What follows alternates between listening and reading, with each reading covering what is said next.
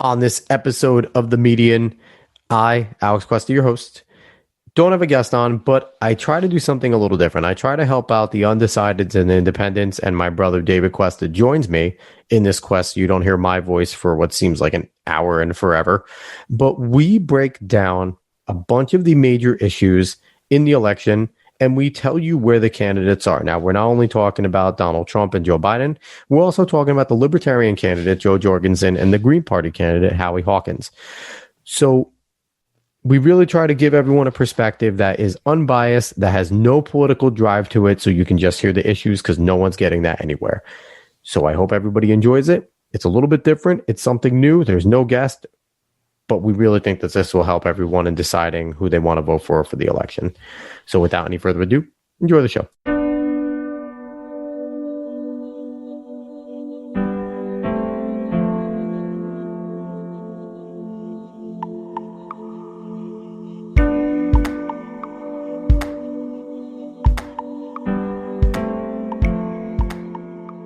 Welcome to another exciting episode of The Median.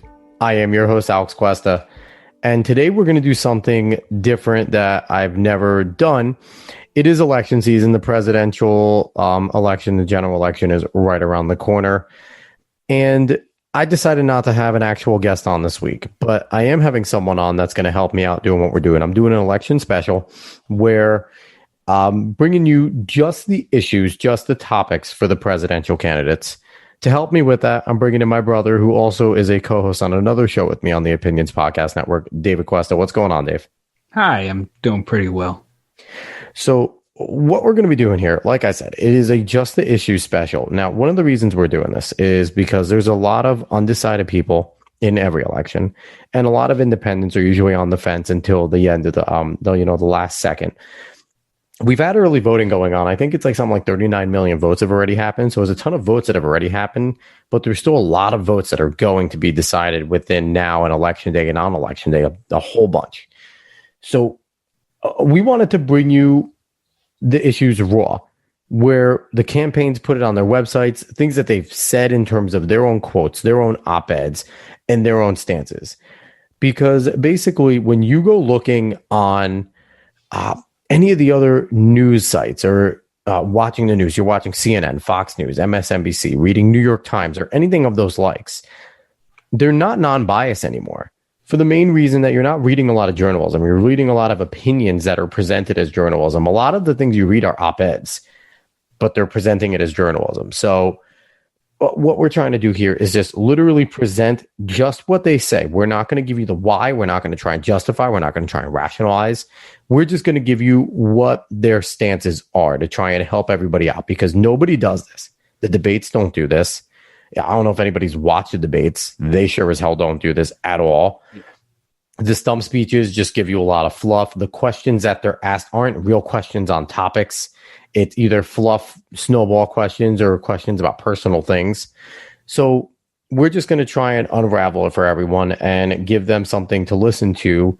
And it's going to be a lot. There's a ton of information here, but the information's important, and you can skip through things. You can listen to different topics if you want. I'll try and maybe put some timer on there. I don't know. We'll see where we are. But before we get started, I have a few things that I want to kind of get out there. We're going to be talking about the general election stuff, the federal election with the presidents here. There's usually senators and House members that are up for re-election as well.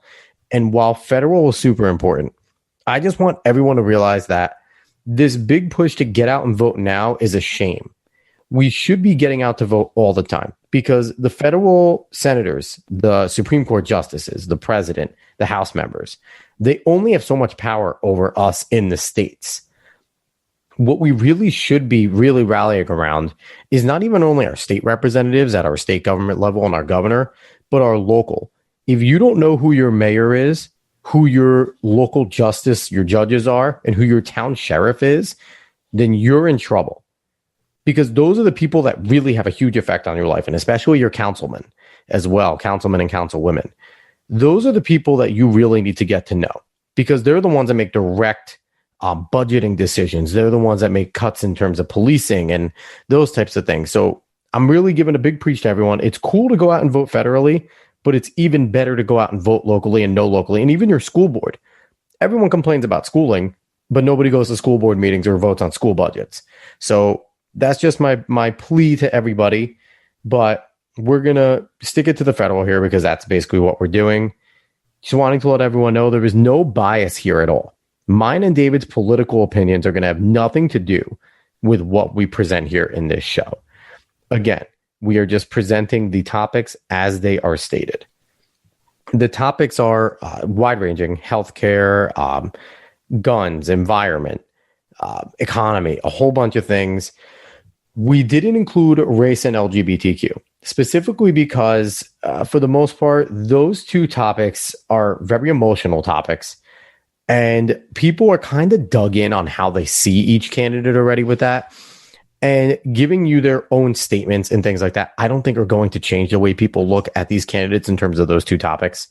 So that's one of the main reasons why, David, I think you agree. One of the main reasons why we didn't include those two types of topics, even though they are important issues, we didn't include them here because if those are the issues that you're deciding on, you probably already decided on all these candidates. Agree, Dave? Yeah.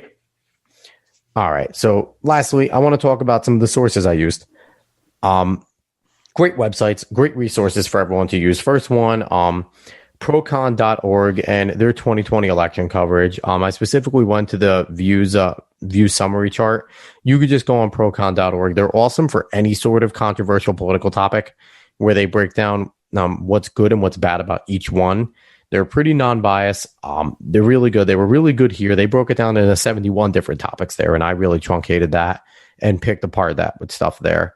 They have all 4 candidates on there, so you can get a lot of information. If you jump off this podcast and jump onto there, you can get a lot of information that we gave you here, but also a bunch there. The next one I used was Ballotpedia, again, specifically presidential candidates 2020. Another great website. They're good for all sorts of things on whether it's local candidates, state candidates, federal candidates, different races. Ballotpedia is right on top of it. It's really good there. And also, last one is ontheissues.org. Another good site. It gives you all the candidates and a ton of quotes that they did. You can really dive into their quotes, click on things, and see exactly what they said. Again, for the most part, non-biased. You can read into it yourself and make your own decisions there, but they have a lot of information on there for you to decide. They're not telling you about what they feel. It's information. On the flip side, I mentioned the other non-reliable news sources at this point where the major news sources. A website to completely steer away from when you're looking for this. If you're searching for presidential candidates' opinions, I don't really like to do this, but I have to do this because this was so egregious.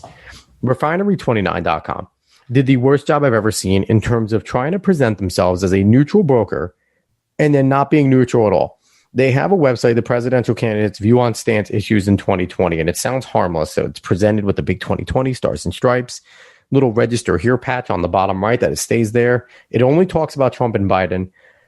And everything Biden is 100% positive. Everything Trump is 100% negative.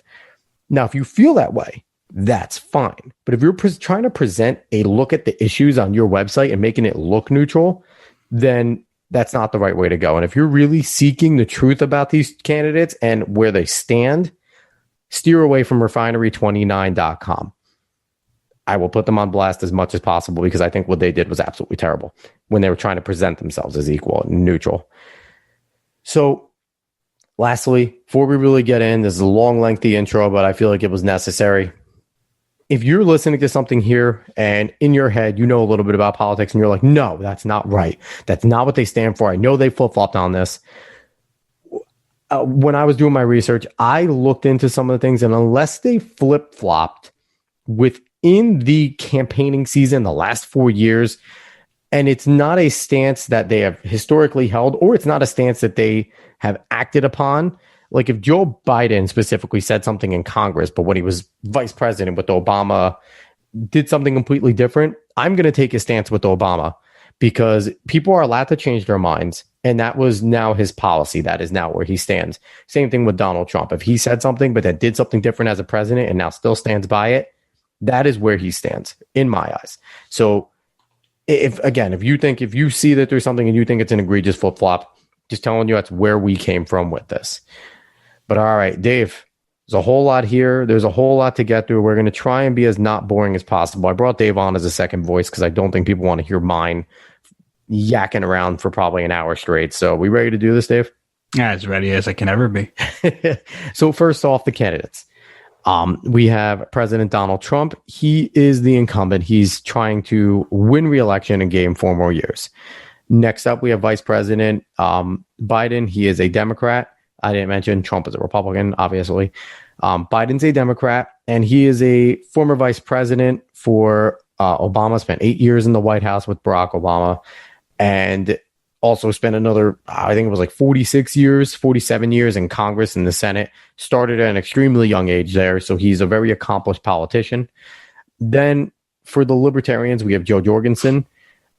Can't say I know much about Joe Jorgensen. I can't say I know much about the other side candidates, but I'm giving them respect they deserve because they are on every single ballot. So they do deserve to have some of their views flushed out. Last for the Green Party is Howie Hawkins. I think it's Harry. Howie, that's it. Howie Hawkins. I'm so sorry, Howie.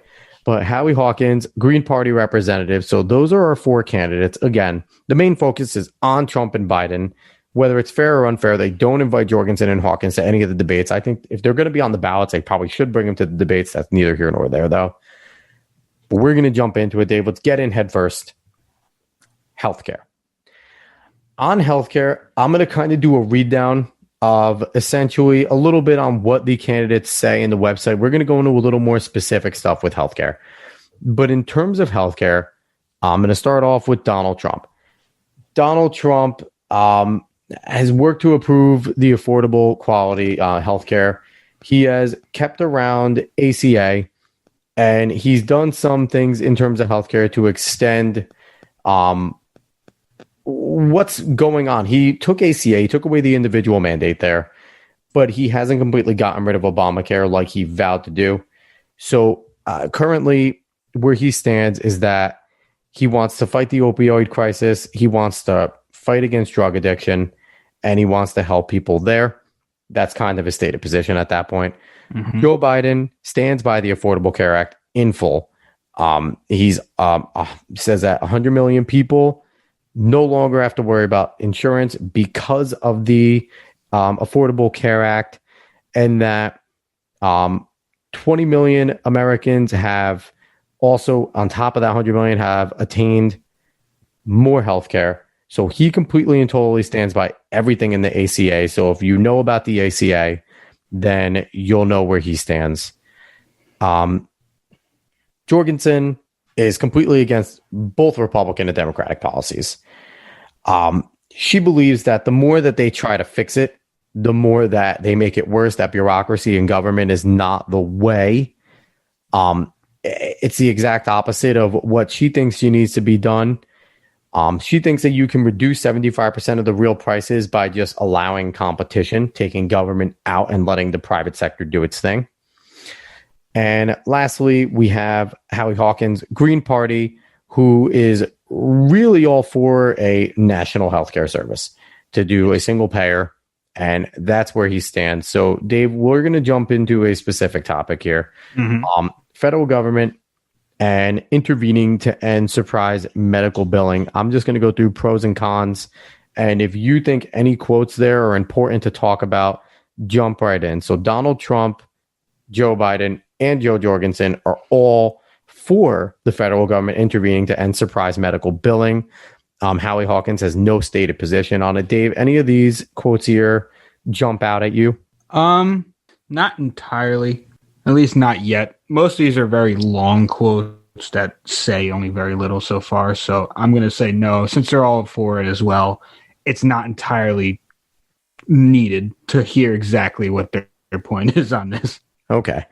So we'll just jump to the next one then. United States and the World Health Organization has been in the news a lot since the pandemic has hit. And one of the questions is, should the United States leave the World Health Organization? Donald Trump has railed against them. That's been very, very blatant and very, open about it. He's for leaving it. Joe Jorgensen's also for leaving it. Joe Biden's against leaving it. Yes. And again, Howie Hawkins has no stated position on it. Dave, why does Joe Biden say here that he is for staying with it? Well, quoted, he says, Americans safer when America is engaged in strengthening global health. On my first day as president, I will rejoin the WHO and restore our leadership on world stage. It looks like he tweeted that. Now, you can take tweets as you may. I mean, I'm not entirely sure if everyone wants to hold someone to a policy position in tweets, but it's a lot of the ways that we get our information is from Twitter. So that's especially going to take it from there as well. And Donald Trump essentially wants to leave it because he believes that they've become a puppet of China. Yes. That's, a general summation of it. But Jo Jorgensen has a completely different reason. She thinks, because we're already scheduled to leave in 2021. And the WHO advances socialized medicine as part of its charter and has proven itself both politicized and incompetent on numerous occasions, which kind of jumps in with what Trump says, being politicized. Essentially, being puppets of China. So those are the reasons why those two want to leave. And, Biden just thinks that, being stronger as a global community will help with healthcare things. Next topic, we're sticking in the healthcare theme, Medicare for all. So we have 3 people that are against it and 1 that's for it. Donald Trump, Joe Biden, Jo Jorgensen are all against the Medicare for all single payer plan. Howie Hawkins, on the other hand, is all for it. He's all in. Dave, there's a little quote from the website. Do you want to pick apart some of that quote from Howie Hawkins on why he thinks single payer is a good idea? Okay. They said that their plan outlined treats healthcare as a human right and a public good.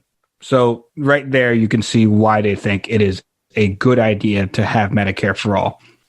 Now, it says starts by immediately implementing national health insurance, single payer healthcare, or Medicare for all. And then there's a second phase where it builds out a national health service where healthcare facilities are publicly owned, healthcare workers are salaried, and the system is governed by community boards elected by the public.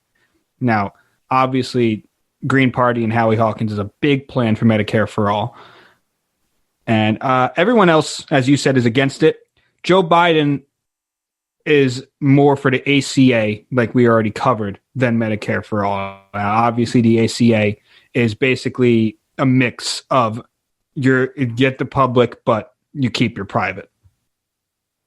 Yep, and Donald Trump is quoted about whether or not we should switch over to that system. Dishonestly called Medicare for all, the Democratic proposal would establish a government-run single-payer healthcare system that eliminates all private and employer-based healthcare plans and would cost astonishingly $32.6 trillion during its first 10 years. In this, he also makes a claim that they would eviscerate Medicare and that it would hurt seniors using this plan. Now, I don't know if it would eviscerate Medicare. There isn't research that I see, but that is what Donald Trump is saying. And Jo Jorgensen is, if anyone knows anything about libertarians, they're very much for getting government out. So essentially, she wouldn't be for a Medicare for all. Smallest government you could think of. Yes, smallest government possible.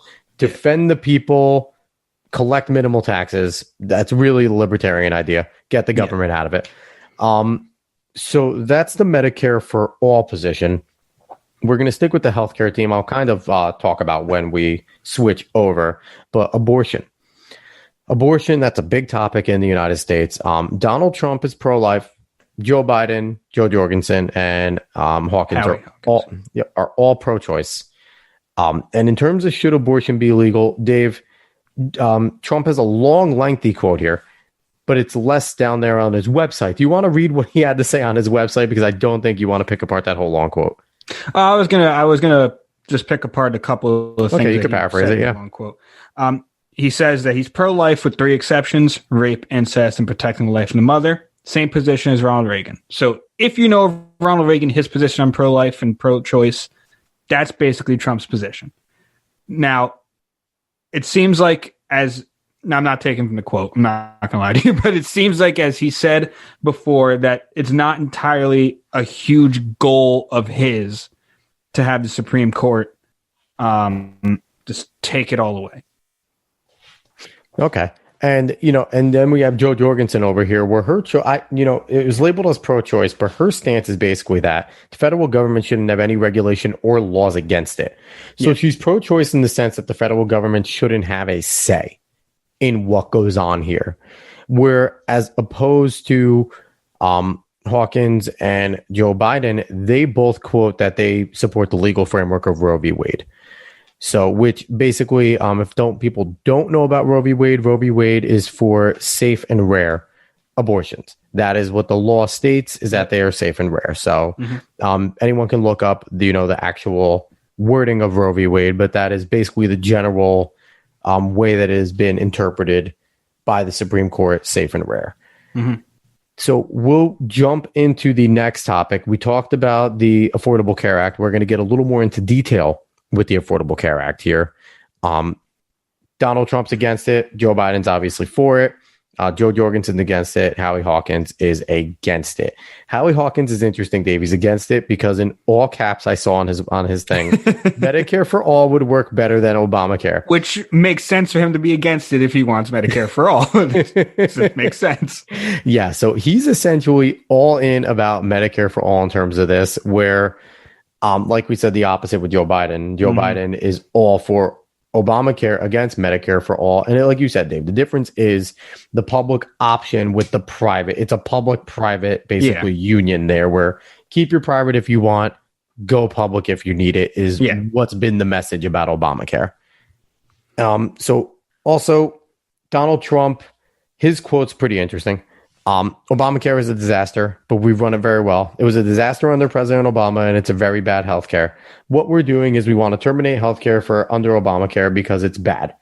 And we're replacing it with great healthcare at far less money. It includes pre-existing conditions, but running it, Obamacare, great. It's still lousy healthcare. So like I said before, Trump has kept a good amount of Obamacare in place. He thinks it's terrible, but he said they're trying to do the best job as they can. I just love giving Trump quotes sometimes because they're just all over the place. The man's a scatterbrain. So all over the place. So that's where they lie on that issue. Again, if you want more information on ACA, there's a tons of places to go and look up what the ACA actually is. The big ones, pre-existing conditions being covered, kids being able to stay under their parents' insurance until they're 26 are two of the massive ones that have been really, I think, really good. I think we can all say have been pretty damn good in terms of healthcare, but it's neither here nor there to decide how good ACA has been here. We're just trying to give you guys the information.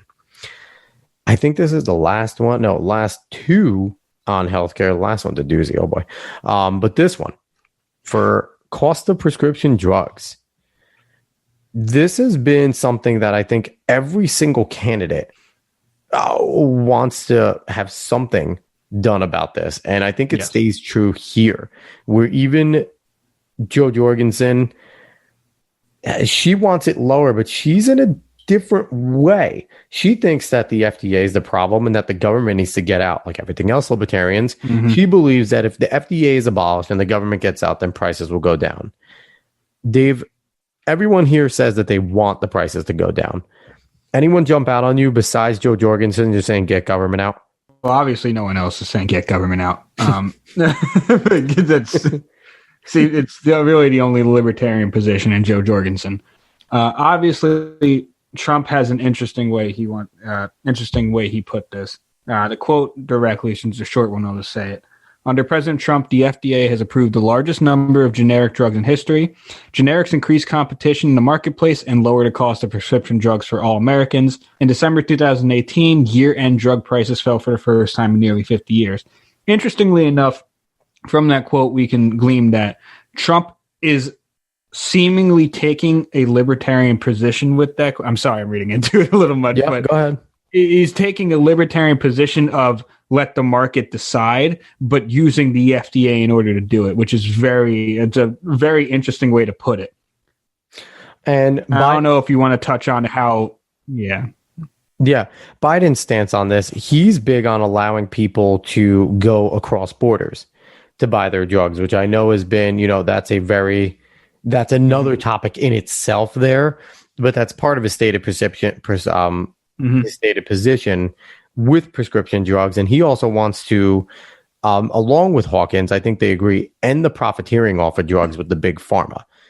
They both kind of touch on how big pharma is a problem and that the major pharmaceuticals are making a ton of money with tax breaks and how they jack up the prices of certain drugs, and they would like to allow people. They're pretty similar in this sense, where they like to allow people to go across borders to buy their drugs while also taking big pharma on. Dave, anything else on there that you saw? Not too much. I mean, Biden wants to limit launch prices for drugs that face no competition, limiting price increases for brand, biotech, and abusively priced generic drugs to inflation. He just generally wants to limit things and repeal the outrageous exception allowing drug corporations to avoid negotiating with Medicare over drug prices. So you could see how he wants to get to it by limiting and repealing and finding ways to lower it. So the last healthcare topic is, healthcare in the sense that we're in a pandemic, and God, do we need healthcare to continue to come in big, because they have been, well, I don't think it's the last one. Paid leave kind of walks that line, but this is the last major one. COVID-19, we're all going through this pandemic. We're all hoping it goes away soon, because it's awful. We get a vaccine and it can get out of here, but we are still living through it. Sorry to any of the Howie Hawkins supporters. There was nothing besides, he has something on his campaign website about COVID-19, but in terms of specific questions that we're going to talk about here, he didn't give any opinions there, so we're not going to talk about Howie. Apologies to the Green Party supporters on this one. But COVID-19, first question, should schools reopen during the COVID-19 coronavirus pandemic? Both Donald Trump and Joe Biden are for it. I think they have pretty different ways that they want to go about it. Mm-hmm. But I want to touch on Joe Jorgensen's, because it's the most different, but again, small government is the libertarian way. It's the libertarian thing. It's just... And it's a way, though, but it makes sense in a way if you are a libertarian. And she would like to leave it up to local choice, that there shouldn't be a blanket decision and a one size fits all, that the local school districts should decide, as well as the parents, teachers, and the community should decide when it is okay to open up their schools. So that is Joe Jorgensen's position. We're going to try not to opine. It's difficult not to opine on some of these, but we will try. Yeah. But Dave, did you see anything specifically, the differences between Biden and Trump? Do you have any of the major differences? There's a lot here about Biden and Trump's plans. Did you see any differences as you were scanning over them? Well, there is obviously a ton here. But Biden has a simple 5-step roadmap in order to support local decision-making on reopening schools. And it's funny because most of them kind of have a Joe Jorgensen approach, but they're still both going to use a little bit of the national government in order to do it. Biden seems to use a little more, especially with the 5-step plan. But generally, Biden wants to, as he puts it, listen to scientists and listen to the experts in order to get schools with the guidelines in order to be able to open up again. And I'm sorry, I haven't been able to look over Trump as much. I'm sorry. And that's fine. Trump is more of getting them open as soon as possible, as I could see, because he cites the harm that it does to kids being away from school for a lengthy amount of times in terms of mental health, and also hampering parents going back to work with financial security. So while his biggest issue is that shutting schools down long term has a bad effect on kids and that they need to have more in person. So he's basically... he wants it to be on a more local level, but he wants to get kids back in school and have all of them back in school pretty quick. Similar to, I think we're going to see down the economy, how he wants to handle that, which is the next topic. Should the U.S. economy be shut down again during the COVID-19 pandemic if recommended by scientists? All three of them are against this. Again, Hawkins did not give an opinion, but Jorgensen, Biden, and Trump all are formally against this. Dave, Jorgensen, again, no blanket shutdowns. Yeah, she doesn't want any of that. She thinks that it hurts everyone. I think Donald Trump is in the same. You can see the theme of Jorgensen. Yes. Yeah. Trump also said he wants no permanent lockdown again. It's not viable. He's already vowed. I think it's been pretty public. He's vowed that there isn't going to be a second shutdown in the United States, period. Joe Biden is also against it. This is a quote. Dave, I don't know if you want to do the back and forth with him and David Muir. Maybe if you want to, no, it's not that long. If you want to do the back and forth with what he says there. So Mir asked him if after you're sworn in, coronavirus and flu combined, many scientists have said there's a real possibility. He's asked him if he's prepared to shut down the country again. Biden says he's prepared to do whatever it takes to save lives because the country can't be moving until the virus is controlled. He went on to say it's a flaw of Trump's administrations. And in order to keep the country moving, you have to fix the virus and you have to deal with it. And Muir asked him, so if the scientists say shut it down, Biden says I would shut it down. I would listen to the scientists. It's a full back and forth. Yeah, that's a full back and forth. So, maybe I got that wrong. He's maybe is for it. Yeah. Let me see what.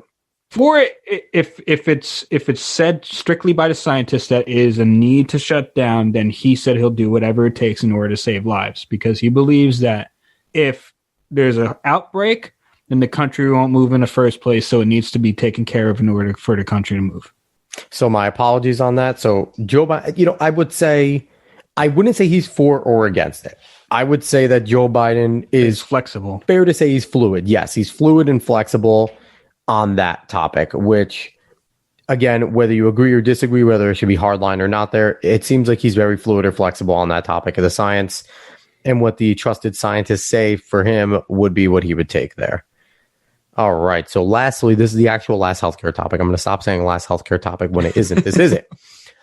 Paid leave, I'm pretty sure, to me, that falls under a healthcare because paid leave is a part of your healthcare network and stuff like that. So the positions weren't for or against. It was kind of, what type of paid leave? I guess the only against would be Jo Jorgensen. On her website, she says businesses shouldn't be required to provide paid leave for full-time employees during birth of a child or sick family member. She said private employers should be free to negotiate benefits with employees. So I guess that is an against stance, but everybody else is for paid leave. These are pretty short, Dave. Do you want to talk about Donald Trump's, what he says and what he did? Yeah. He says before he's president, he promised to deliver paid family leave for workers across the nation. He says he's proud to report that after decades of empty promises and inaction, that's the Trump quote. Of course, he's going to say that. Yep. So the legislation that's signed into law provides 12 weeks of paid parental leave for federal employees. And Biden is on a similar stance there. 12 weeks paid leave to all workers and family members of serious health condition. The only difference you could see there is Trump said for federal employees and Biden says for all workers. So yes. I don't know if the quotes were in different times or what they meant, but that's the difference there. And Howie Hawkins is on board for paid leave completely. Mm-hmm. So we're going to jump into a whole new topic in general. We're off of healthcare. That was the healthcare coverage.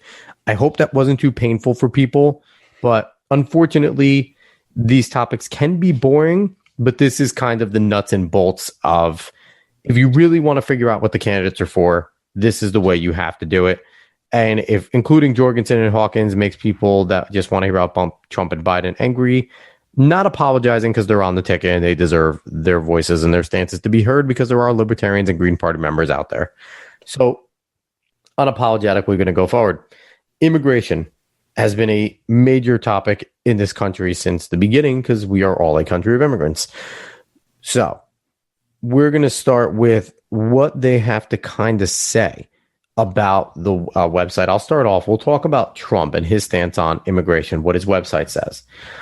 President Trump has enforced immigration laws to protect American communities and American jobs. Upon entering office, President Trump called on Congress to fully fund a wall along the southern border to close legal loopholes that enable illegal immigration, to end chain migration, and to eliminate the visa lottery program. Under President Trump's leadership, the Department of Homeland Security took action to wind down the Deferration Action for Childhood Arrivals, the DACA program, in an orderly fashion, following the assessment of the Department of Justice, DOJ, that DACA lacks legal authorization. The Department of Homeland Security launched the Office of Victims Immigration Crime Engagement, VOICE. The president releases immigration reform proposal, which calls for transition to merit-based immigration plan. So that's directly from the website. Dave, you get a chance to scan over any of the other ones and have anything interesting to put into with these? So generally, what Biden wants to do in his first 100 days is reverse a bunch of Trump's policies on immigration. Specifically, he says policies that separate parents from their children at the border, asylum policies, just kind of fix the asylum system is basically what he's saying. He wants to surge humanitarian resources to the border and foster public-private initiatives. And he also wants to reverse Trump's public charge rule and end the so-called national emergency. He wants to also end the national emergency that Trump has put into place as well. Plus protect DACA as well. All right. Joe Jorgensen, I'm kind of going to go down with all of them because this is like the big start of it. And I want to get down with everyone kind of has to say. Howie Hawkins has a lot to say about it. So Dave, I don't know if you want to scan that and just kind of give us a little summary because his is long. But Joe Jorgensen is against building the wall on the southern border, separating children from adults who illegally attempt to cross over. But she does support deporting illegal immigrants who commit serious crimes. She opposes local law enforcement detaining illegal immigrants and transferring to federal immigration authorities unless crime is involved and the victim is in serious condition. She's a little all over the place in terms of being half and half with what Trump and Biden kind of want to do there. Mm-hmm. What about Mr. Hawkins over there? So Hawkins generally, he says, we'll demand open borders where movement between nations is free, like it is the European Union. He wants just international borders, whereas fair trade zones.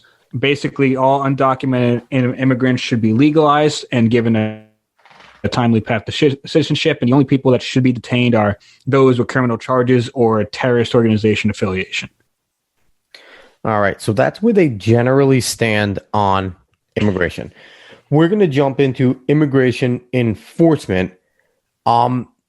So part of this right here is we're going to talk about how they would want to enforce it. Donald Trump ordered hiring of 10,000 new ICE agents, 5,000 new Border Patrol, and he's a firm believer in putting as many bodies and obviously a wall up there to protect the people and enforce it by, catching as many illegal immigrants as he can to deport them.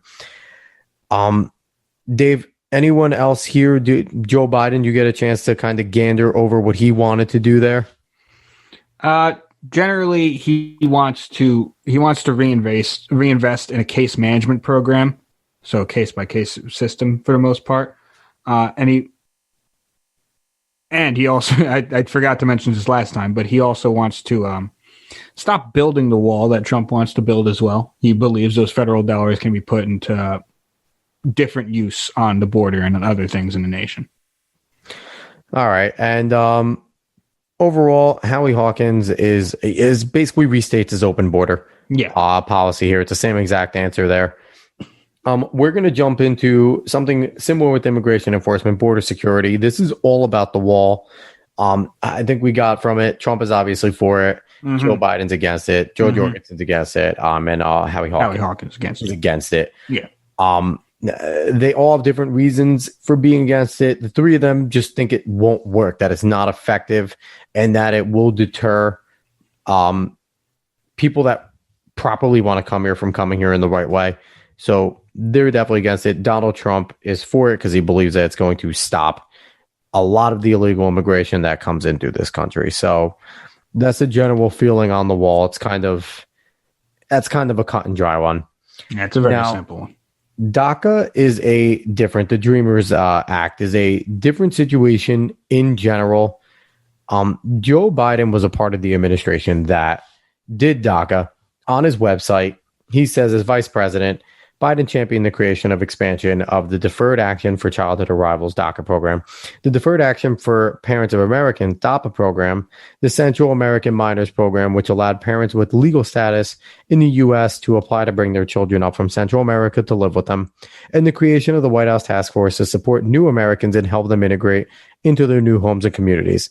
So Joe Biden is all about getting people over here from Central and South America and allowing people to bring their family members here and become legalized if they are illegal here. That's generally, he created a bunch of programs to help people come here and be legal and get legal if they aren't. So that's where Biden kind of stands. Now, Trump has a different view. It's kind of, he's been a little left or right with DACA, Dave.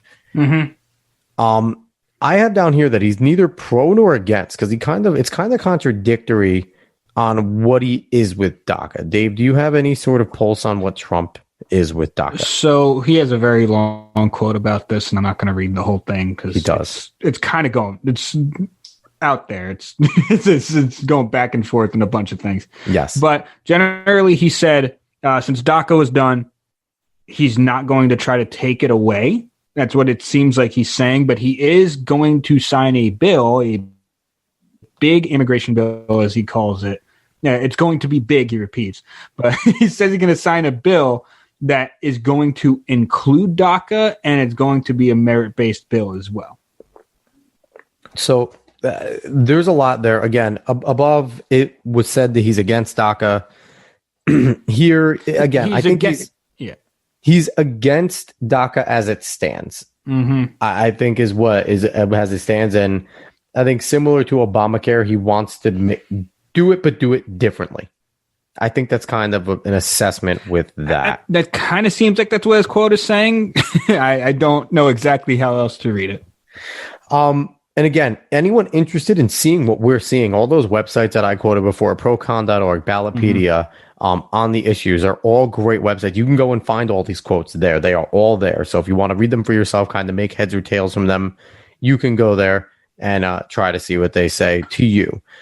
Lastly, I want to give Jorgensen's position on there. She is against the deportation of peaceful U.S. residents. And DACA should have been passed by legislators, rather decreed by Obama than by executive order. Existing DACA programs should be maintained, and easier paths for legal long-term residents, including citizenship, should be established for all. So kind of not universal amnesty, but definitely a cleaner road to becoming a citizen. But she doesn't like the way that DACA was passed. But now that it's here, might as well make it to law, is what Jorgensen has her stance on there. So we're going to jump into a new sector here, education. And this one has one major topic on it, and that is we talked about with whether we should reopen with COVID, but this is more on school choice and whether for-profit charter schools should receive federal funding. The only one that's for this is Donald Trump. Joe Biden, Joe Jorgensen, Howie Hawkins, all against it. I'll kind of give a synopsis of what Trump says here. He thinks that charter schools are good because it allows families to choose their education on where they want to go. That there's been a demand for public charter schools every year since he's taken office. And he thinks that there's a good chance to help and increase and improve the funding for them to make them even better. His 2020 budget, he called to Congress to increase the funding for federal charter schools by $500 million. So he's all for it, and he believes that giving kids school choice, giving the parents choice on where to send their kids is going to make a better education for them. Now, the other three candidates are against it. His major rivals, Joe Biden. Dave, have you looked into what Joe Biden has to say here and why he's against it? Yeah, the general reason he's against it is quoted right here. I'll just read it because it's very short. I do not support any federal money for-profit charter schools, period. The bottom line is it siphons off money from public schools, which are already in enough trouble. So that's the reason why he's against it. Yep, he wants to continue to get the public school money for public schools. And if they're for-profit, he just thinks that they should be able to make a profit on their own. Yes. Joe Jorgensen, very limited government stance. Again, small government. All schools better off without federal funding because federal funding leads to regulations from the Department of Ed, and it costs schools more in compliance than they receive in their subsidies. So she's against it.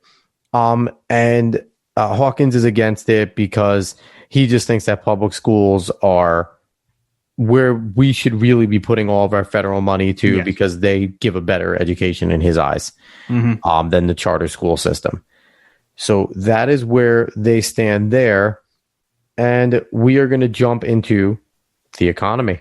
And the economy is a massive thing. Because of the pandemic, we are going through a recession. So, again, terrible, terrible COVID-19 is here, but it is still a super important topic. And we are going to jump right into the little subtopic here. Should federal taxes be increased? Both Donald Trump and Joe Jorgensen are against federal taxes being increased, and Joe Biden and Hawkins are for it being increased. So, Dave, where do you want to go first? Do you want to go with the ones that are against it, or do you want to go with the ones that are for it? Who should we hit first here? I was going to start with the ones that are against it first. Who would you like to start with? You can take the lead here if you want to start with somebody. I'll start with Trump. Make this very easy. Right here in his quote, it says, "What I really want is lower on business, lower taxes." What he means, because business, he says, we're the highest taxed nation in the world. He says, and I want lower in the middle class. The middle class in this country is getting decimated. I want, and I will fight like hell for that. So obviously, he wants lower taxes on businesses and the middle class. He believes that will help people the most in the economy. Joe Biden is for federal taxes be increased on the very wealthy, is how he specifically puts it. Mm-hmm. The very wealthy pay a tax rate of just 20% on long-term capital gains. According to the Joint Commission on Taxation, capital gains and dividends exclusion is the second largest tax expenditure in the entire tax code, $127 billion in the fiscal year 2019 alone. What that generally means is that he believes that the wealthy are not paying enough because they get capital gains tax loopholes. He would restore a 39.6 top rate to the wealthy. And I think he just recently said it's not included here, but I think 500,000 or 400,000 was the number that they just recently put out. I think it was 400,000. 400,000 is who he would consider. If we are wrong, please correct us. Yeah, it says here at the bottom, the quote here says making over $1 million will pay the top rate in capital gains, but I believe he just announced that 400,000. So maybe go check the quotes yourselves. Maybe On the Issues has the quotes on there because they have a ton of them, but go check that quote yourself. I don't know if he dropped it to 400,000 or if that's for a different thing, but that's where he stands. So basically, he does want to raise federal taxes on the wealthy. Jorgensen doesn't want to raise taxes because he wants to get rid of the income tax too. He wants to get rid of the income tax completely. Libertarian. Very libertarian. Very yep. And if you sense a theme with libertarian, if you are for getting government out of your life, you vote libertarian, period. Honestly, if that's where you want to be, if you think the government is way too involved in your life, vote for Joe Jorgensen. This is it. I'm not telling anybody how I vote, but you're going to sense a theme here with how libertarians. I had Larry Sharp on this program. He was the gubernatorial candidate for 2018 in New York. You'll hear it's a very small government type of theory. Yeah. But so we'll continue to go with that. We're not making fun of Joe Jorgensen at all. No, it's just the theme is just it's a simple kind of theme. Yeah, if you ever have a question about it, just think, what is this thing that has no government in it? Okay, exactly. That's the position that she has. It's the very simple way to get to it. Exactly. So, and Hawkins is a very similar stance with a little more of an extreme on taxing the wealthy. Just basically try and decimate the wealthy because that is where they believe it's just that income inequality is just insane and that the wealthy should be paying more of their fair share. We're going to jump into federal minimum wage. Should it be increased? Now, Donald Trump is, again, he's quoted two different ways on this, kind of against a major increase, but acknowledges that it's not as high as it should be, that it's only been raised 3% and that's not enough. So he wanted it. Dave, if you're looking for it, it got deleted. So I'm kind of summarizing what it said. David's over there looking at the notes that I sent him and I deleted it on accident, but I'm going off of memory from what I remember that I had. It was neither pro nor con because, again, he was quoted generally in saying that he's not for the major increases of $20+ I don't think, but he acknowledges that it's too low. Where you have Joe Biden who's for it and also Hawkins who's for it, but Jorgensen is the lone dejector with it. Dave, tell us why Jorgensen doesn't want the minimum wage. She says that minimum wages cut off the bottom rungs of the employment ladder, making it impossible for the most disadvantaged in our society to get jobs and support their families. So basically, she's saying that the minimum wage, it leaves people trapped in poverty because they cannot get the job because the minimum wage only qualifies people that are above them. That's kind of what she's saying in that quote. And kind of contradictory to that is Joe Biden's quote, where he's for raising it. He says the American middle class built this country, yet today CEO and Wall Street are putting profits over workers. Plain and simple, it's wrong. There used to be a basic bargain in this country that when you work hard, you were able to share in the prosperity your work helped create. It's time to restore the dignity of work and give workers back the power to earn what they're worth. It's well past time that we increase the federal minimum wage to $15. So in Joe Biden's eyes, $15 would be enough to stave off what Joe Jorgensen is saying is going to occur. So there's kind of two different ways of looking at things there. Obviously, that's why they're not in the same party. And Howie Hawkins doesn't have a quote here at all. He's just for it. Last thing we're going to touch on with the major topics in the economy. I think, is there a side topic underneath there? No, it goes right into criminal justice. So this is the last economic topic. Should there be a wealth tax? Donald Trump is against it. Joe Biden's against it. Joe Jorgensen's against it. Howie Hawkins is all for it. We'll start off with Trump. He's against it because I have to read his quote. This is truly an extraordinary time for America. Our economy is booming like never before, and our people are thriving. You have to vote for me. You have no choice. You're not going to vote for, in parentheses, Elizabeth Warren. I can tell you that. You're not going to vote for the wealth tax. Yeah, let's take 100% of your wealth away. No. Even if you don't like me and you're going to be my biggest supporters because you'll be out of business in about 15 minutes if they get in. So I don't have to spend a lot of time on that. So essentially what he's saying is that the wealth tax is going to hurt everybody. That's essentially what Donald Trump is saying there. I just needed to read Donald Trump's quote because it interested me, Dave. But Jorgensen's all about it. We mentioned that he wants to tax the wealthy. Dave, is there anything, not Jorgensen, Hawkins, anything in Hawkins' position there that kind of would rationalize why he's for the wealth tax that you can see? So generally why he's for the health tax seems to be, as he says here, we need to actually build the economy by creating a strong foundation of purchasing power in the working class by ending poverty and economic insecurity. And in order to do that, one of those is the wealth tax. Yep. So it's weird because when you look at implementing a wealth tax, it says that Joe Biden is against it, and he is against it. But with the way he's wording it, it's not necessarily a wealth tax, but he wants to raise a capital gains tax. So it's not a specific wealth tax. We talked that he wants to raise it he says here 39.5% and work within the tax code. So while I think, not necessarily trying to opine, but I think you just have to be careful when you're looking at the quote here between him and Aaron Burnett. He doesn't want a specific wealth tax, but he does want to raise the capital gains on the wealthy. So it's still in a way taxing the wealthy, but just within the framework of the taxes already. So that is the positions there. Let's jump into our criminal justice policing section, Dave, shall we? Yes, let's. All right. So criminal justice, we're going to go right into it. Should they be defunded if not abolished? Trump's against it.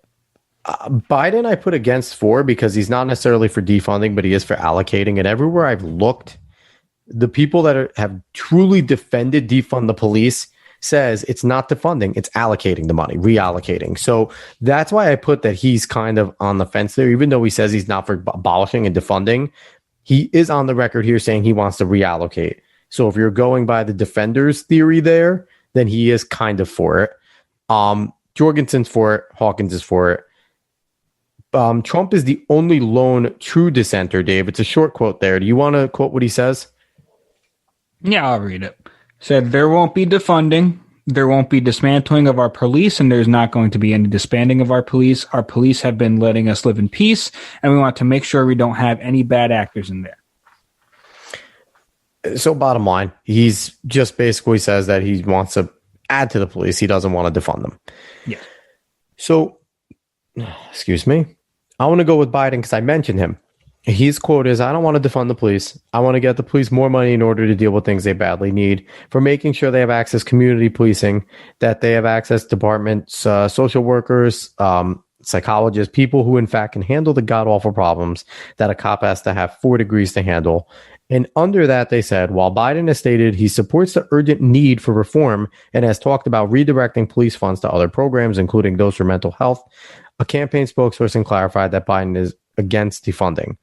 So again, his stated position is against, but like I said, when I've done a ton of research on looking into what defund the police actually stands for, they have all said it's not taking away police forces, it is reallocating the money to different places. And that's the language I just read there. So it's, I guess you can make your own decision there.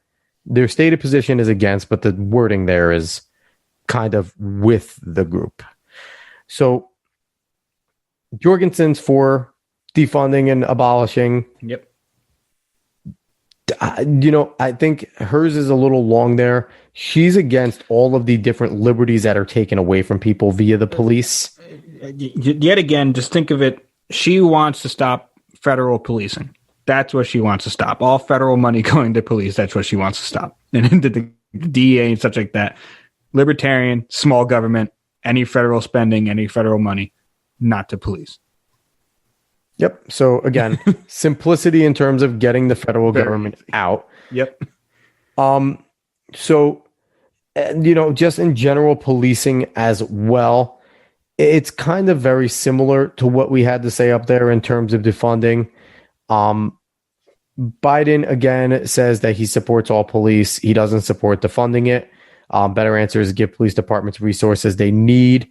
And also, but he has stated about reallocating. Trump goes down again, so there'll be no defunding. So they're very hard line on their stances in terms of general policing as well.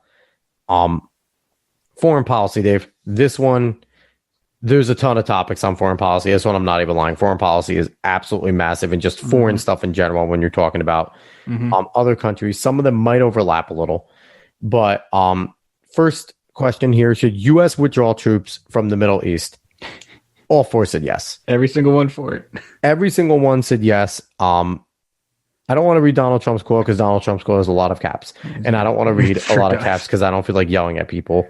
But they all quite literally state that the wars that are going on in the Middle East, I'm summarizing, are not necessary anymore. That we need to stop declaring wars around the world, that we need to bring our people home, and that our soldiers need to stop just being the world police. So this is the rare topic where you get all four candidates, every single side of the political spectrum saying yes. So that's all you need to know about that. Every single one of them wants to bring the troops home. Next one, should the U.S. re-enter the nuclear deal with Iran? Donald Trump is the only one that is against it. He's the one that pulled the United States out of the Iran deal, where Biden, Jorgensen, and Hawkins are all for going back into it. Dave, what does Trump say here? What does Trump say here?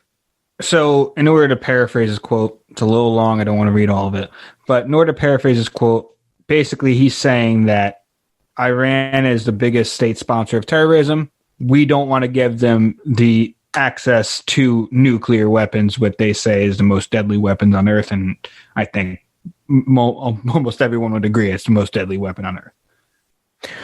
And, it's interesting because they're both arguing against Iran getting a nuclear weapon, where the other three believe that the Iran nuclear deal was doing exactly that it was the deterrent, the agreement, and that the goal was to get Iran back into compliance with world standards.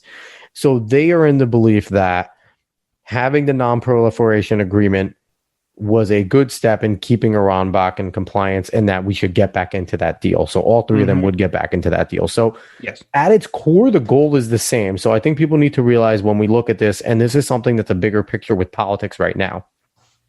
At its core, all four of them are for not allowing Iran to get a nuclear weapon. It's just that Donald Trump has a different view on how to do that. So the other three are for it because they believe the deal was good. Donald Trump believes that the deal was bad and that it was going to lead to it. So that is the major difference there. Next topic, should the tariffs imposed on China by President Trump be maintained? Again, Trump is the only person that's for it. Everybody else is against it. We'll sum up Joe Jorgensen because she's nice and concise. Tariffs are taxes on Americans and free trade benefits to all involved. If you look up what a tariff is, that is the basic definition. So she's not wrong. besides the trade benefits side, but it is a tax on American goods in that sense. So she's not wrong there, but that is her reasoning. Hawkins didn't give a reason. That's why it's just blank there, David. But Hawkins didn't give a reason why. He was just against it. But President Trump is for it, and he thinks that it was a good idea because it was a good way to get them to the trade table. Dave, is there anything else in there that you saw that, maybe could expand upon that at all? Basically, he's saying that tariffs are hurting the Chinese economy so badly that they're going to need to get to the table. Otherwise, they're just done for. So that's his maintaining belief in the tariffs, while Biden is basically the flip side, saying that Trump is basically acting tough with the tariffs and it's only hurting American farmers and American manufacturing and everything else while not being able to get a deal with China. All right. So there it is on that. We will jump. So tariffs, we just said that we already covered tariffs. I'm not talking about tariffs again, Alex. So trade. Trade was another big topic here. Howie Hawkins has his view on it. International borders should be authentic, fair trade zones where people are free to travel across borders for work, shopping, recreation, and residence. It basically restates his open border policy that he wanted up top. Now, Trump has taken a different view. His major campaign thing since the beginning, Dave, has been he wants equal trade. He wants America to stop getting what he thinks has been the unfair side of trades. Dave, there's a quote there from his website. Anything pop out to you there? He said that he took action to protect America's steel and aluminum industries, and says which are harmed by unfair trade practice and global excess capacity. And one of his first actions was to withdraw from the TPP, the Trans-Pacific Partnership. He said advancing his agenda to protect American workers. So he believes that in order to protect American work is to get as fair and as equal as trade as possible. And Joe Biden states that, his goal for every single deal he makes is to build the middle class, create jobs, raise wages, strengthen communities. He talks about China on his website there, and that he's going to work hard on stopping them from undercutting manufacturing and taking advantage of us, pressure the government and other trade abusers to follow the rules, hold them accountable, and confront the efforts to steal intellectual property. He wants to apply a carbon adjustment fee against countries that are failing to meet their climate and environmental obligations, which he's the first person in here that I see to talk about environmental things in terms of trade. And he wants to support the unions in the country. So that's his big area. And Jorgensen, freedom to trade and travel are fundamental to human liberty. Basically, the federal government shouldn't have a say on who trades with who around the world. So, again, Jorgensen, very limited, very simple, very small government, which if you're into that, that's where you're going to be. We talked about the Chinese tariffs already. So we're on to Middle East and North Africa. We are on to Middle East and North Africa. And there is a good amount of stuff here in the Middle East and North Africa. Let's start off with former Vice President Biden. He said he wants to end the Afghan foreign wars in Afghanistan and the Middle East. He wants to bring the mass majority of our troops home, which we already stated that they're all for bringing them home. And he wants to get out of unwinnable situations in terms of the Middle East and rebuilding other instruments of power besides keeping our military industrial things going on there. So that's Biden's stance there, is basically getting us out of the Middle East. I think you're going to see something similar across the board with everybody here. Dave, anything? Did you scan Donald Trump's views at all there? Yes, I did. One of the main things that seems to be from Trump's campaign website is his push to be as friendly as possible to Israel. And also, as he says here, trying to empower Muslim majority countries and fighting radicalization. So basically, it seems like he really wants to show how strong of friends that he is with Israel, while also trying to get Muslim countries in order to fight radicalization, especially against Iran, it seems to be as well. Now, Hawkins took a different position, Howie Hawkins. He wants the United States to end its bipartisan unconditional support of Israeli policies that violate the human rights of Palestinians. So where Donald Trump is pushing for strong support of Israel, Howie Hawkins says that we should be holding Israel accountable for some of their policies. But he's very big on helping the international laws and the rights of Palestinians to self-govern. Anybody's, again, like everybody else, he wants the American military out of the Middle East in general. And Jorgensen's in a similar stance to get the Middle East out of there. And it's not the business of the United States whether Jerusalem was recognized as the capital of Israel, which was Trump touts as a big victory. Joe Jorgensen says it shouldn't matter whether or not the United States recognizes that or not. So that's where they stand there. North Korea is next up, Dave. North Korea is an interesting place.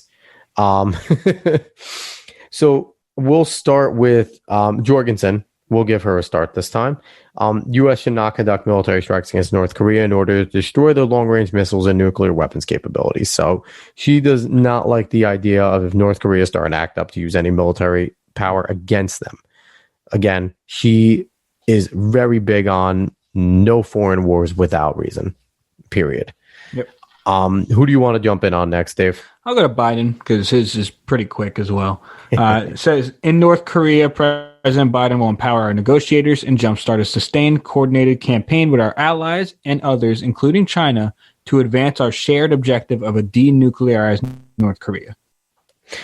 And Donald Trump, I'm going to summarize this quote because it's pretty long here. Yeah. He says he's putting maximum pressure on North Korea to denuclearize. He touts his meeting with the leader Kim Jong-un in the DMZ, and the few times that he's met him in the DMZ and in Singapore, and that he continues to implement sanctions on North Korea and individuals to keep maximum pressure on them to continue to get them to denuclearize. So it's, in a way, it's not working with China, but similar in a sense that they're looking to make sure North Korea does not get a nuclear weapon. Mm-hmm. And Howie Hawkins mentioned North Korea in the context of the coronavirus, so it's not necessarily in the same sense here. So I'm not going to completely include that, but so we don't necessarily know what his stance on is North Korea in terms of the weaponization. Let's jump to Russia. We've heard a ton about Russia in the news, but we can jump to it right away. Dave, do you want to start with anyone there? I want to start with Hawkins. This is a very interesting quote here from the campaign website. I figured you would.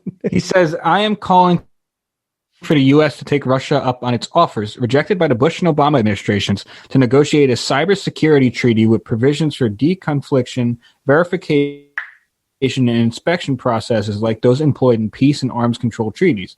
The U.S. should seek to expand cybersecurity treaties to include all countries in order to remove the threat of cyber war to peace and democracy. Now, that's a take that I haven't heard ever. That's just impressive. I haven't heard that anywhere. So I was very interested in that one. And if it's true, there's something that should be looked into it. So that is an interesting quote there. Yeah. And the fact that he calls out two other administrations for not taking them up, something that I guess he knows was on the table. But so that is an interesting quote. Joe Biden wants to go back to a policy during the Obama era, what's known as the Russian reset, but it's the New START treaty, where the United States and Russia agree that it's a foundation for a new arms control agreements, which was a big agreement during the Obama-Biden administration, the Russian reset, essentially, where no country was going to make a new arm without the other one essentially approving it in terms of technology wise. So it was a big treaty there, and he wants to go back to that. Dave, if you want to scan over Trump some more, I'll talk about Jorgensen's because it's a little bit shorter as well. Yeah, you can go ahead. She doesn't think that the U.S. should provide military assistance to Ukraine from Russia to prevent Russia from conducting airstrikes in Syria, or sell military weapons to India in order to counter Russian influence. So essentially, what Russia does is what Russia does. Do not get involved because that is not our country, nor is it even our sphere of influence. So that is where Jorgensen is. Dave, what does Trump say about Russia? And Trump basically going completely against what Jorgensen said there. They said they provide the sale of lethal weapons to Ukraine. They've helped Ukraine all throughout the way against Russia, and he's imposed sanctions against Russia for their cyber activities and other such things that they seem to have done to either attack us or Ukraine or anyone around them.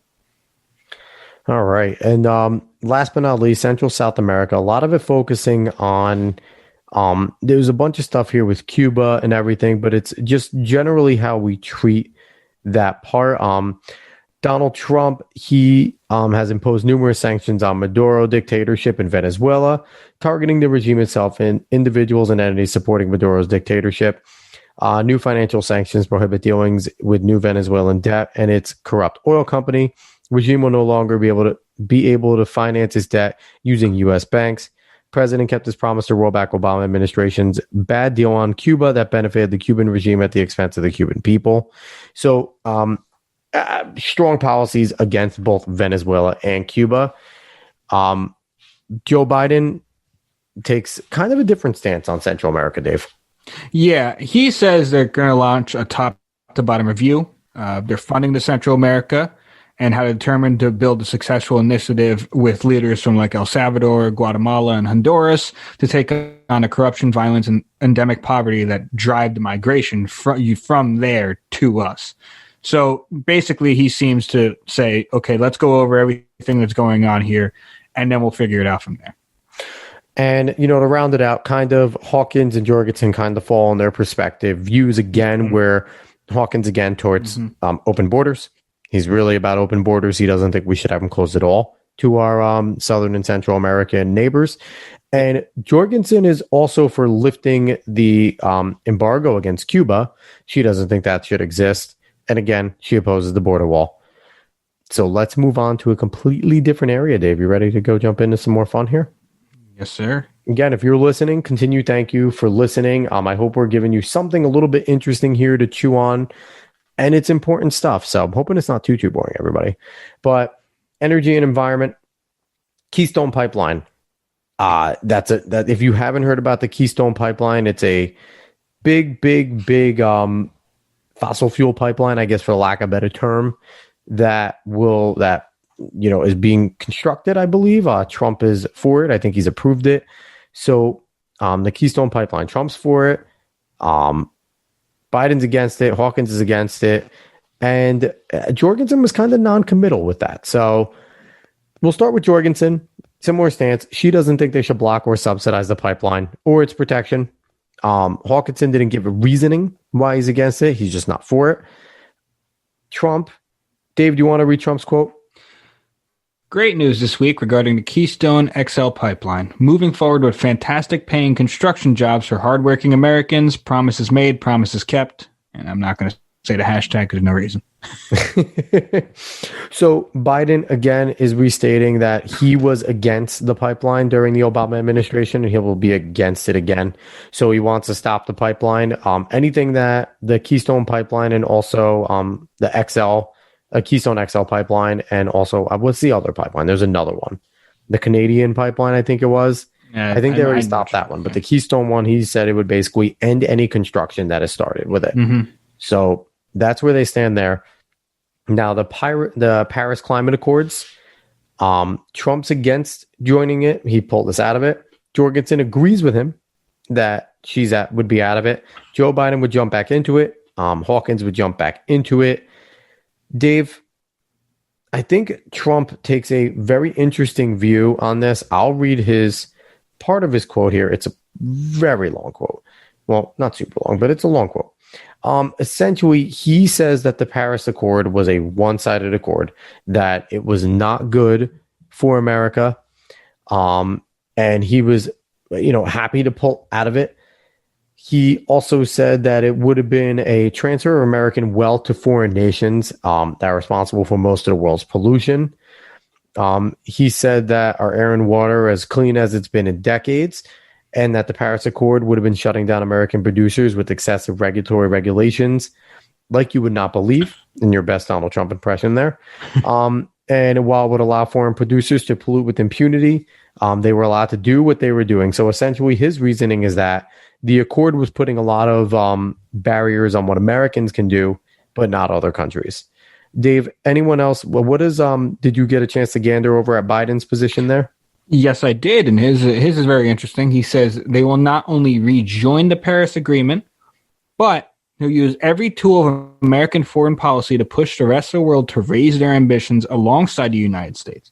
So not only will he re-enter the Paris Agreement, but he'll lead a major diplomatic push to raise the ambitions and the targets of the Paris Climate Accord. So obviously, they're very different. Trump not even wanting to be in there. Biden saying not only are going to rejoin it, but we're also going to amp it up a little bit. Hawkins is in a similar stance. Obviously, he's for it as well. He also is going a step further. He wants to rejoin it. He wants to do all that, but he also wants to ask Congress to investigate fossil fuel industry's role in misleading the public and stalling climate action, and to prepare to hold the industry accountable. And he said he's still only the presidential candidate to have signed the pledge to date. And that pledge is the day one pledge. Asks presidential candidates take 4 steps in their first day in office to reject all new federally approved coal, oil, gas, and other fossil fuel project permits. So he's all about getting back in the accord and kind of punishing what he sees industries that cause major pollution. Mm-hmm. Jorgensen's similar to Trump in a sense where bureaucratic authority kind of over the United States allows other countries to do what they want, but kind of limits the United States. So they don't agree often, even when they agree on topics. But in this one, Jorgensen's similar to Trump. I think she says it a little more gracefully than him. What do you think, Dave? Yeah, I think she does. Yeah. Most people do. So Hawkins mentioned climate change. Let's go into climate change, Dave. Should the U.S. basically adapt a climate change or Green New Deal, something like it? We have the same exact split. We have Jorgensen and Trump saying no, they shouldn't. We have Joe Biden and Hawkins saying they should. Yes. Now, I want to be clear here. If you listen to the last debate, Joe Biden said he's not for the Green New Deal. He's for the Biden plan. I don't necessarily know what that means because it kind of contradicts what it says here, but we can only take what we found as research about what Joe Biden said about the Green New Deal. So I don't want someone sitting there going, well, he said this and that. This is what is on the websites, which again, I deem as pretty damn neutral, and you guys can go check them out yourself. Again, in his quote, he says that, there's no greater challenge than basically the climate emergency of climate change. He believes the Green New Deal is a crucial framework for meeting the climate challenges we face. Powerfully captures 2 basic truths, which are the core of his plan. The United States urgently needs to embrace a greater ambition on an epic scale to meet the scope of the challenge. Environmental and our economy are completely and totally connected. So take with it as you will if you watch the debates when he kind of denied the Green New Deal, but that's in there. That's a quote that you can find on any of those 3 websites. Dave, I don't know if you looked over what Trump said and why he's against it. Yes. He said that they're mainly against it because he does not believe it's a practical solution. And he says we don't have to sacrifice our own jobs to lead the world and the environment. He says their plan is estimated to cost our economy nearly $100 trillion, a number unthinkable. So the main point he's making is it's not practical and we can't do it. That's why he's against it. And Hawkins is for Joe Jorgensen was simple. She said, no, it'll do great harm. It's a terrible approach. Mm-hmm. Hawkins is for it because he's all for the reconstruction of the capitalist viewpoint when it comes to the economy and how it should be revamped. He described it as an eco-socialist Green New Deal. And on his website specifically, he said capitalism's competition-driven compulsion for boundless growth is devouring nature and driving dangerous climate change needs to be replaced with an eco-socialist economic democracy based on public enterprise and planning to meet our basic needs within ecological limits. He has a longer quote there which talks about the Economic Bill of Rights and Green Economy Reconstruction Program. So he's all in and all for it, and he believes that, that's the only way that we can stop climate change is or the big step to start doing it. So that's their stances on climate change. We're going to go into gun regulation, Dave. We have the same exact split. We have Donald Trump and Joe Jorgensen against the assault weapons ban. We have Biden and Hawkins for the assault weapon ban. Right away, Jorgensen will get her out of the way. She supports the repeal of every law that violates your rights to self-defense. So there it is. Plain and simple. But then we have Biden. The ban on assault weapons and high-capacity magazines that Biden, along with Senator Feinstein, secured in 1994 reduced the lethality of mass shootings. And as president, he will ban the manufacture of sale of assault rifles and high-capacity magazines. While working to pass this legislation, Biden will also use executive authority to ban the importation of assault weapons, also institute a buyback program. So he's all for the ban on assault weapons. And if anyone's heard, he basically said he would have a spot for Beto O'Rourke in there. And Beto O'Rourke, that's a very similar plan to what you just heard laid out there. So again, read into that what you will, but he's all for it. Dave, where does Donald Trump stand on the weapon ban? I said he was against it, but why is he against it? Well, I think right here, this says it all. He says, to the left, every gun is an assault weapon. Gun control does not reduce crime. It has consistently failed to stop violence. Americans are entitled to protect their families, their property, themselves. I think that says everything he needs to say for what Trump thinks about the ban on assault weapons. Yup. And with that, universal background checks has been a big topic that goes with buying a firearm. Joe Biden and Hawkins are for universal background checks. Joe Jorgensen's against it. And Trump was listed as non-committal. Jorgensen's against it because you have the right to protect yourself and your family, and supports the repeal of every law that violates your right to self-defense. So again, very consistent. I was interested in Trump and the quote with him being non-committal. It's a long back and forth there. He's essentially saying that he doesn't want universal background checks, but he wants strong background checks, that there's going to be strong background checks in place. They're going to have an emphasis on mental health of people, but not necessarily a universal background check. Dave, if you read into that, is that kind of a good summation of what Trump says? That seems like what he's saying basically consistently throughout that. And Joe Biden's for it. Again, it goes with, excuse me, it goes with him being against the assault weapons, and universal background checks would be necessary and for him in order to make gun violence go down so they can really see who's doing what. And Hawkins is along a similar line that it would help reduce gun safety majorly. Yeah. Let's jump into NAFTA, USMCA. My voice is now going away.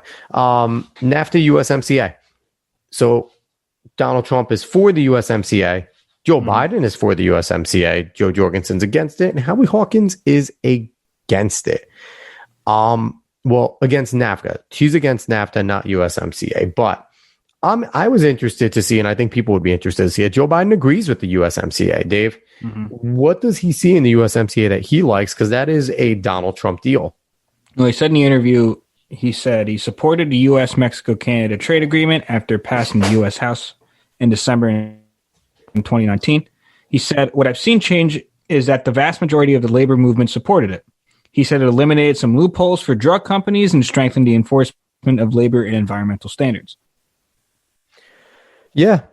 And Trump on his campaign website said the USMCA is a modern trade agreement that opens new markets for U.S. farmers and manufacturers, will encourage increased manufacturing in the U.S. and allow workers and small businesses to flourish. So it's interesting that, Trump touts one thing and Biden touts another about it. Hawkins he opposed the USMCA because he basically called it a renewed NAFTA. Yeah.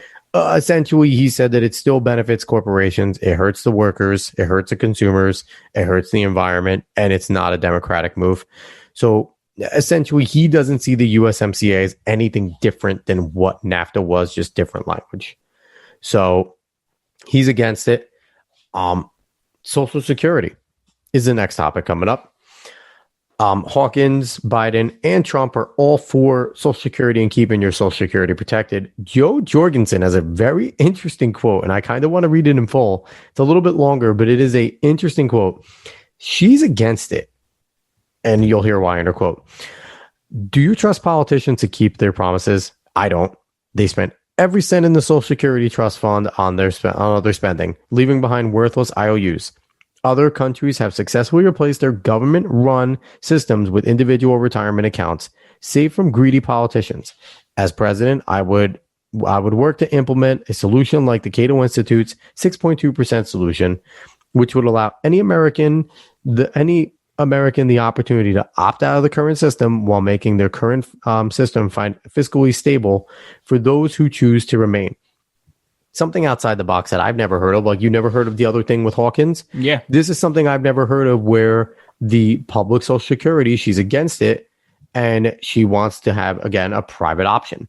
And also, before we get to Biden or Trump, I just want to go quickly with what Hawkins says, which is completely on the opposite side of Joe Jorgensen, as he says we will double Social Security so every person of retirement age has a livable income. So the Social Security system will become a true national retirement system. So obviously complete opposites right there between Jorgensen and Hawkins. And Biden, he's for it, obviously. It'll put and Dave, and I just want to throw out there, we were talking before and I was running down topics and you said that anyone that wants to get elected would be 100% for Social Security. I think it's a shame that we can't hear Joe Jorgensen's position, because even though she would be listed as against it, her reasoning why I think would be sound to a lot of Americans. So, on its forefront, it looks like a suicide, wish, but in terms of political suicide, but in total, I think, this is why I think we need to have these people also on the debate stage between Hawkins and Jorgensen, but that's just me. So Joe Biden would preserve the nature of Social Security and that he believes that it's one of the, great public policy successes, and in large part due to the participation of the program, the shared access of almost all workers. He would provide a higher benefit for the oldest Americans and implement a true minimum benefit for lifelong workers, protect widows and widowers from steep cuts in benefits, and eliminate penalties for teachers and other public sector workers. So he's all for doing it and all for revamping it and making it more of a solid foundation. And I'll just quote Trump, simple. Democrats are going to destroy your Social Security. I've totally left it alone, as promised, and we'll save it. Very much a Trump quote. I like how his this time is the very short one, and it's just a silly tweet from him. I'm sorry. Yeah, it's just, him doing his thing. So we're down to the last two topics. So if you bared with us, thank you. Mm-hmm. Student loan debt. So student loan debt. They have different topics. I kind of made this a little different. Dave, I think I wrote these. I don't think you have them on top of yours, but Donald Trump is looking to provide year-round grants to help people pay. Hawkins and Biden are more for forgiveness. Mm-hmm. And Jorgensen's kind of like, you went to school, pay for it. That's essentially where they all... Small government. Very obvious theme. Yeah, she's not for increasing taxes on the rich to reduce interest rates on student loans. And she opposes the federal government paying for tuition at four-year colleges and universities. So yeah, you decide to go to school, pay for it. That's essentially where she's at. Trump is going to make the Pell Grant a year-round grant instead of just a spring and fall grant. So you can apply for it and receive it at a year-round base. And low-income students will have access to these funds over the summer or winter breaks so they can earn their degrees faster. So if anyone knows the way that grant works, it's granted for certain periods of time for the fall or spring semester. And usually it doesn't cover any classes that you want to take in the summer and different times. So that's what he wants to do there. Now, Dave, would you rather take Hawkins or Biden? Who are you looking at?